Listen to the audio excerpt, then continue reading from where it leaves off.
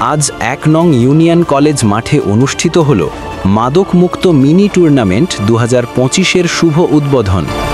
যুব সমাজকে খেলাধুলার মাধ্যমে মাদক থেকে দূরে রাখতে এই টুর্নামেন্টের আয়োজন করা হয়েছে।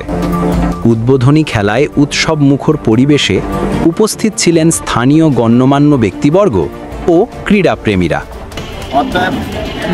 আমাদের ম্যানেজমেন্ট যে সিদ্ধান্ত দিব ওটার উপর আপনারা থাকবেন এবং রেফারি সাহেব যে সিদ্ধান্ত দেবো ওটার উপরে থাকবেন। আর আমরা কিন্তু সবাই নিজেরা কোনো ধরনের বিশৃঙ্খলা যেন না হয় এটার দিকে আপনারা ফলো রাখবেন।